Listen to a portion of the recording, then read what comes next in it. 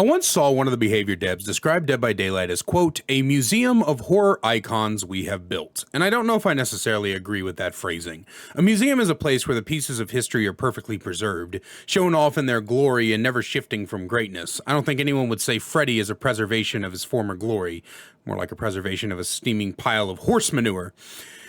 I saw someone else, however, call it a Hall of Fame, and I think that's a tad more accurate. A Hall of Fame might not necessarily preserve the greatness, but it would place witness to what people have once loved and remember them in meaningful ways. I don't have stats to confirm this, but I'm sure more than a few people have sought out the original movies and source materials for the licenses and devoured the Doritos, and I'm also sure that a lot of love for these franchises had been rekindled when they make their debuts.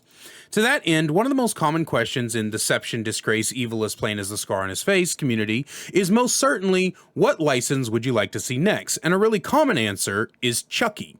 The original Child's Play movie is a shining example of how absolutely batshit late 80s horror was. The story goes, as best told from my memory, a serial killer is being chased by some cops. He ducks into some toy store on a rainy night that's closed for the evening. Right before he's about to get captured, he uses literal black fucking magic and transfers his soul into a child's doll called Chucky.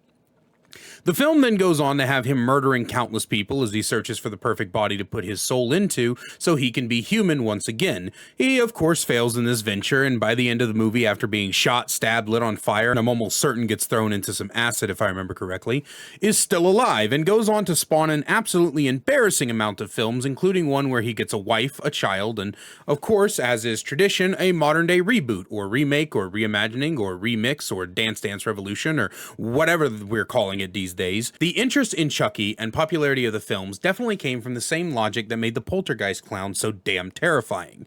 That children's toys can come to life and harm people. It's a fun concept and one that's been explored before Chucky, has been many times since, and will be in the future.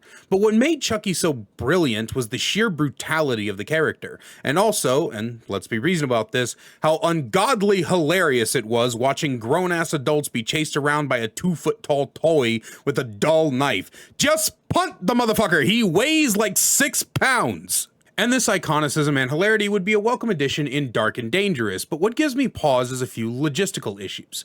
Let's start with the obvious one, Chucky's size. Outside of Victor, we've never had a killer be as small as Chucky would be, and that's one of the biggest problems. Victor is trash as a power for a great many reasons that would obviously not apply to a full-fledged killer. Victor can't break pallets, walls, or generators, he can't see the aura of survivors, he can't see scratch marks, he can't hook people, etc., etc. But also, Victor's hit detection is kind of ass. He's extremely buggy with his lunge, where his hitbox is similar to Wesker's in that it simultaneously is too big to avoid colliding with the air molecules surrounding a nearby bush, and too small that you can quite literally watch yourself phase through survivors and it doesn't register a hit. Victor is constantly getting stuck on shit he shouldn't have, whether or not you're leaping through the air or just taking a stroll down murder lane. You're always going to find yourself trying to figure out why Victor can't move properly. Let's not also forget the massive amount of bugs surrounding the twins that never seem to go away, but that's a completely different discussion entirely. I'm saving for a different video down the road. But the big thing is, of course, the size. The reason there's not break actions or hooking or anything like that on Victor is the size. I'm sure it would be funny to watch Chucky drag some poor Meg by her hair, caveman style, and fling her impossibly high up onto a hook, but it wouldn't be practical. Let's examine another license real quick. I know I'm jumping around, but trust me, this all has an end goal. The Saw franchise. When you think of Saw, you might think of the Jigsaw puppet. There might have been a time where a Saw chapter would have had people speculating about how the Jigsaw puppet would work, and it would have had a lot of problems. It's too small. What Jigsaw does is too ambiguous to be a power. I'm sure you could come up with a fun perk idea, but in the end, it's a puppet. And Jigsaw himself is a frail, sickly man with cancer. In the end, behavior had to go with Amanda, Jigsaw's pig mask wearing, deranged, don't stick your dick in crazy assistant, and it was the obvious better choice. But we don't have an alternative for Chucky. We can't have an alternative for Chucky anyway. People don't want a different killer who uses Chucky as a power or have Chucky as a set piece. We don't want Chucky cosmetics. We want Chucky.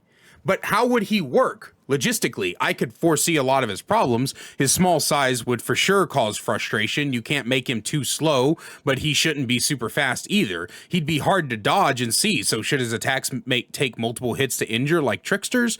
What would his power be? I could probably come up with a few things given enough time, but I'm not sure how they would work.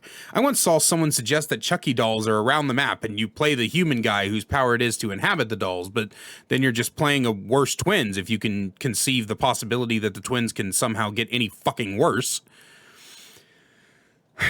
I've been sitting here for 3 hours since I wrote that last sentence, staring into space, trying to conceive a possible power that isn't just Twins 2.0, the binding of dog shit, and I genuinely cannot think of one. So I did what I never do, and I looked up Chucky concepts on the internet, and I found one. Precisely one. It was on Reddit, and it's from 2 years ago. Which means in 2 years, according to Google, no one else has tried to come up with a concept. Not a video concept, not a Reddit concept, not a forum concept, nothing. Nothing that I could find, again, according to Google. I'm not about to go fucking on a goddamn scavenger hunt to find one of these things. So I read this concept from 2 years ago, and it was honestly kind of bland. It had this odd mechanic where you run around the map doing fuck all for a while, then activate your power, and any survivor who saw you gets a status effect, which then played into a secondary power, and then they gave Chucky a grapple mechanic, which, you know, I gave the Wolfman a grapple mechanic a few days ago, so I guess that's a common thing we're trying to get to come to this game. But the perks were dull, and overall the concept seemed forced instead of natural to the character. I admire the effort, however, and let's be honest, according to some people in my comment section, I don't do much better with my concepts, so maybe I'm talking out of my ass, and realistically, none of us are good at concept making. That all being said, the more I look into everything, the more I come to a realization that there's nothing wrong thematically or morally with bringing Chucky into Mysterious as the Dark Side of the Moon, but there is a lot of creative problems of making the character work inside of gameplay. And if the devs do have their sights on Chucky, I wouldn't be surprised if it was a mere cosmetics collaboration, or even, Sithis forbid, a standalone Survivor chapter bringing in Andy and perhaps a new map with the cosmetics. Overall, I don't really know if it's just completely worth us continuing to entertain the idea that Chucky might come to Dead by Daylight, because I don't think there will ever be a sizable, reasonable, and acceptable solution to a lot of the problems that would inherently come with having a 2-foot-tall killer whose main thing is just stabbing people with a knife. And I don't know if you guys have noticed, but we have enough killers who just stab people with a knife. I'm tired of dudes who just stab people with a knife. we can't get another undetectable stab people with a knife. I'm sorry. I'm filming this on the same day as I read the Trapper patch notes, and I'm still sad, dude. I want to take a nap. But that's it for the video, guys. Let me know what you think down below. Don't forget to let me... Okay, I'm going to read this just as I wrote it, just so you guys can see how fucking stupid I am. I wrote, but that's it for the video, guys. Let me know what you think down below. Don't forget to let me know your thoughts in the comments.